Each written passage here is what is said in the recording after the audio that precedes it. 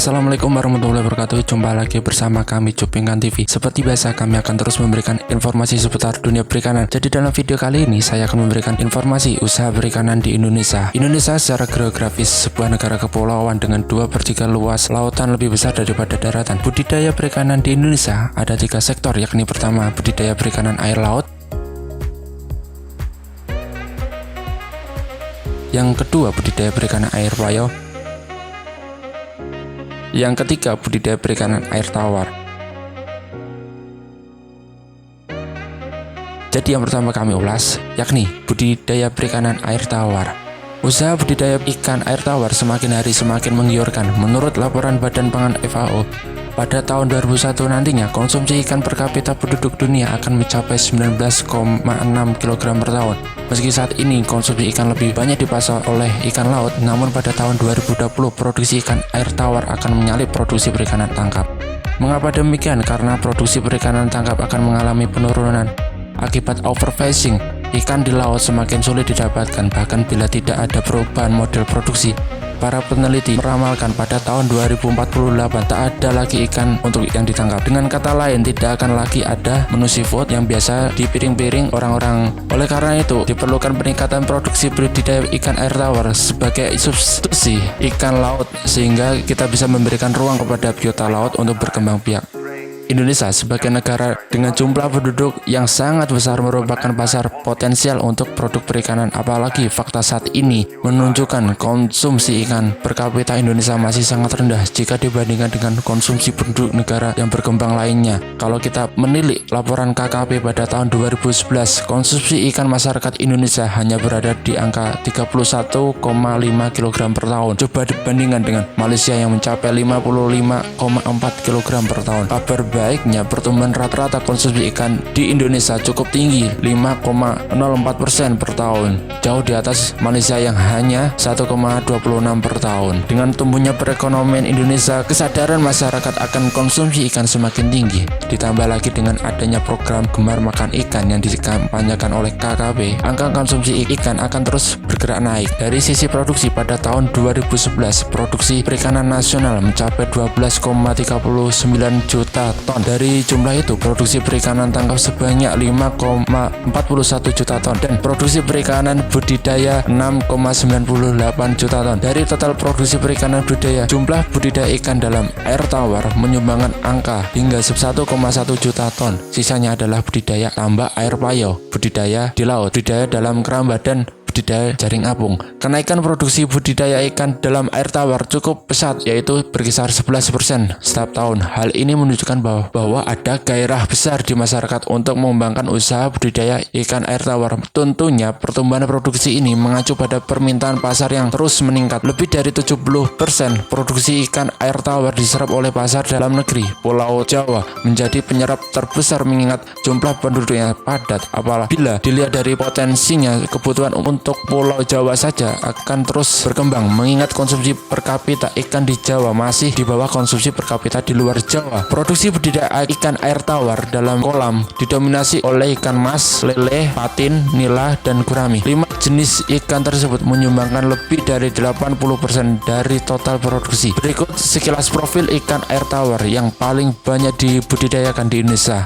Yang pertama, ikan lele. Ikan lele atau nama latinnya Clarias sp merupakan jenis ikan air tawar yang cukup populer. Ikan ini disukai karena dagingnya yang lunak, durinya sedikit, dan harganya sangat murah.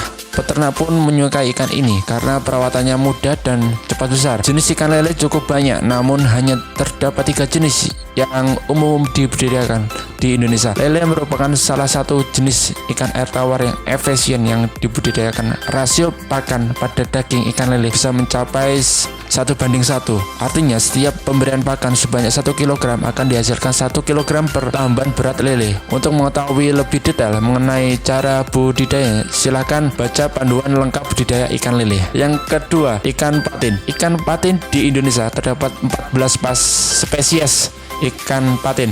Namun yang dibudidayakan secara luas adalah patin asal Thailand, yaitu nama latinnya Pangasius hypothalamus. Saat ini budidaya ikan patin dan kebutuhan ikan patin budidaya terus meningkat. Bahkan Indonesia masih mendatangkan ikan patin dari Vietnam untuk konsumsi dalam negeri. Patin bisa dibesarkan dengan kepadatan 20-30 ekor per meter kubik. Tidak ada patokan ukuran ikan patin siap konsumsi, saat tergantung selera masing-masing daerah. Biasanya para budidaya membesarkan ikan patin selama 6 bulan khusus untuk pasar ekspor. Ukurannya lebih besar lagi. Selanjutnya ada ikan nila. Ikan nila atau nama latinnya Oreotromis niloticus merupakan ikan air tawar yang mudah dipelihara dan gangguan penyakitnya tidak begitu banyak. Pembibitan nila cukup mudah. Dari sepasang indukan bisa menghasilkan 250-1000 butir telur. Waktu persiapan dari telur hingga bisa mencapai benih berukuran 5-8 cm diperlukan waktu 60 hari. Nila merupakan jenis ikan air tawar yang pertumbuhannya cepat, dan jenis nila unggul pertumbuhannya bisa mencapai 4,1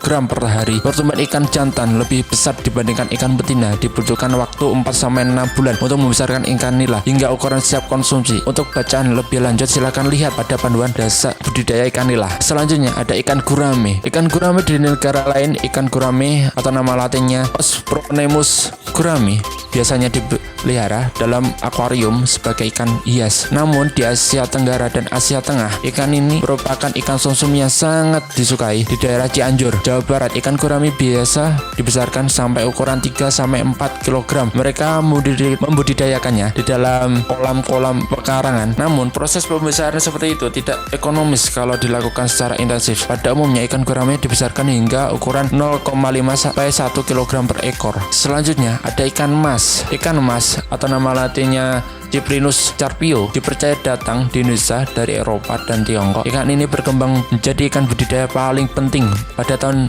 1860-an, masyarakat di Ciamis, Jawa Barat telah mempraktekkan kepemijahan ikan mas dengan penggunaan kakaban ijuk. Praktek seperti ini masih diadopsi para peternak ikan hingga saat ini. Ikan mas sangat cocok dikembangkan di lingkungan tropis seperti Indonesia. Suhu ideal bagi pertumbuhannya antara 23-30 derajat Celcius. Ikan ini bisa dibudidayakan dalam kolam tanah, kolam air deras, dan jaring terapung. Secara total proses budidaya hingga ukuran siap konsumsi memerlukan waktu sampai 4-5 bulan.